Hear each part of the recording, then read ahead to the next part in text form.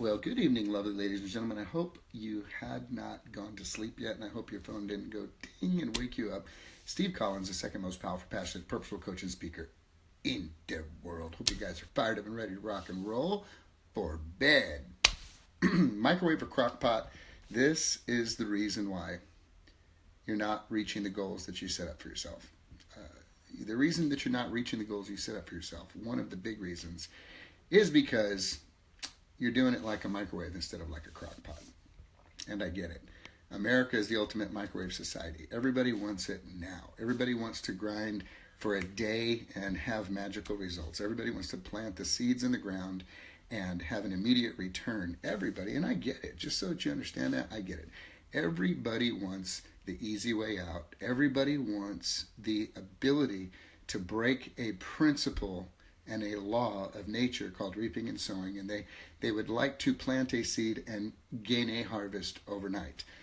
Primarily because everybody's got a microwave mentality, which is, I want to do it now, I don't want to work too hard for it, I don't want to put too much effort in it, I don't want to sacrifice too much.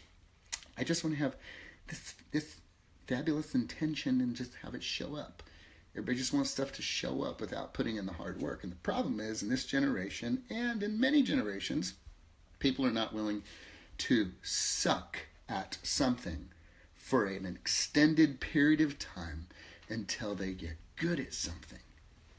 You see, that's where the grit comes in, and that's where you earn the right to receive the rewards that come from persevering throughout a path and a passageway to the goals and dreams you've set in your heart. That's why the winner's circle is so small, because there are barriers that life has set up in front of the average person to truly determine if their grit and their character is going to keep them intact and on track long enough to bust through the barriers that will enable them to actually sustain the gifts and the respect and the honor and the stuff and the money that comes from that perseverance. You see, if someone is given a microwave blessing up front, it doesn't last. Easy come, easy go. You've heard the principle before. It's been said this way: an inheritance quickly gained is not sustained. It's just something that can go away very easy. And yet, you see, if you shift from microwave mentality to more of a crockpot mentality, you have a greater opportunity to actually begin to start sowing the seeds that enable you to, over time, create and cultivate something that is long-lasting, like an orchard, with low-hanging fruit. Most people are thinking chia pets. Pour the water, boom, it's puffy tomorrow, it's fabulous. Most people aren't thinking enough like farmers, where you have an understanding that you will sow seed and you will water and you will fertilize and water and fertilize and water and fertilize and water and fertilize for a very long time. The farmer doesn't get up 3 weeks, even 4 weeks after planting seed and walk out cursing the soil and throwing his fist to the sky because nothing's coming out of the ground. Well, the farmer understands there's a process of watering and fertilizing and taking care of and pulling weeds and maintaining, with the knowledge that a crop will be produced. If you really believe you reap what you sow, then you have to understand something very powerful, that you're going to reap what you sow.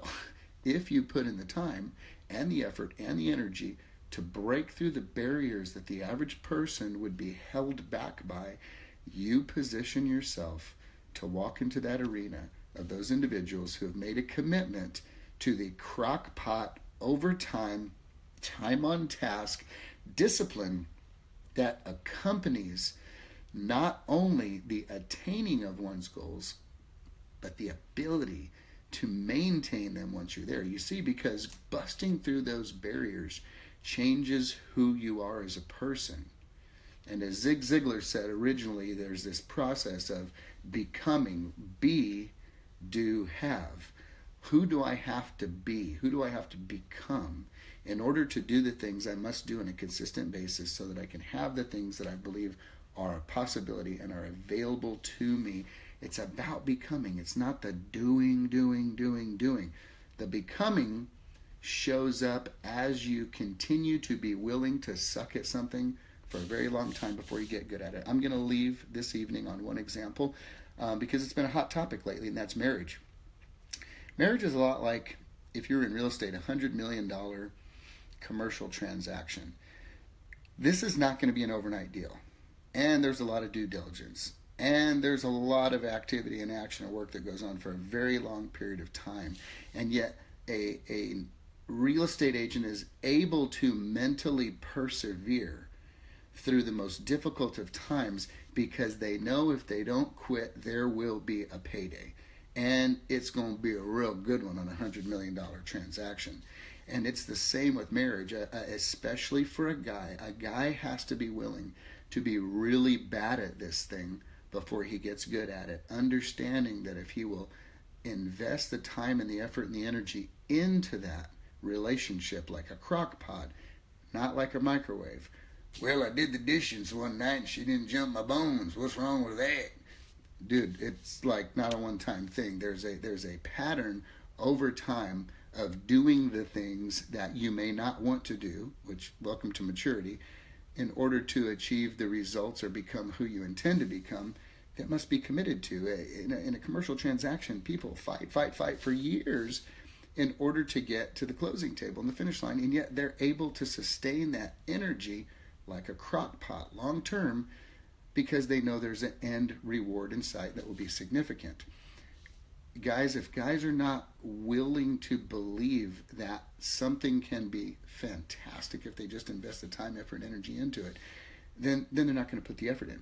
And the trap in America is guys who overdo it in the marketplace are acknowledged and even rewarded by their peers and colleagues as, whoa, you're getting it done, dude, where there may be a train wreck in the house.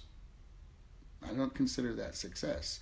Most wise men and women would say if you're a gazillionaire and your personal life is a train wreck, you're not successful, man. You just have some money. And that can go just as easy as you gain it.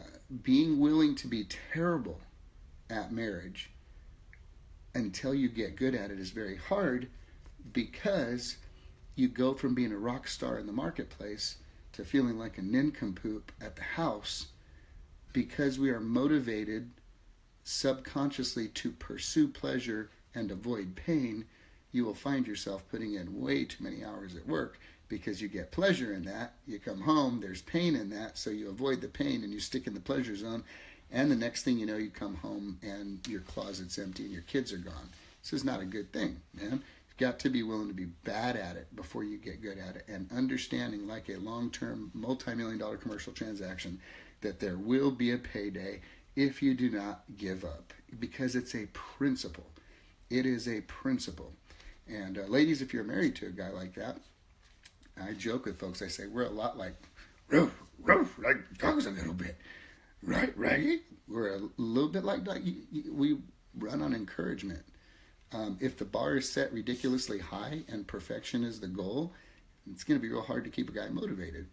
The ability to show respect for sincere and genuine effort over time and encouragement in that effort is a big key factor in that. Guy ain't going to be microwave Orville Redenbacher husband. You want crockpot guy. The guy that it may take a sustained season of work before he really begins to kind of get it. You know, ladies have to cut us guys a break. We're not as sharp as you guys when it comes to relationships. And yet you can honor the effort. You know when sincere effort's being put into it, even though it may not be fantastic. And it may not yield a microwave result.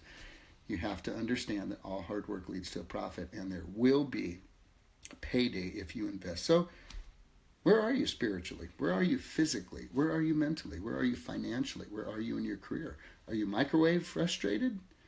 Or are you crock pot peaceful? Microwave will bring frustration because you're not getting the results as quickly as you want.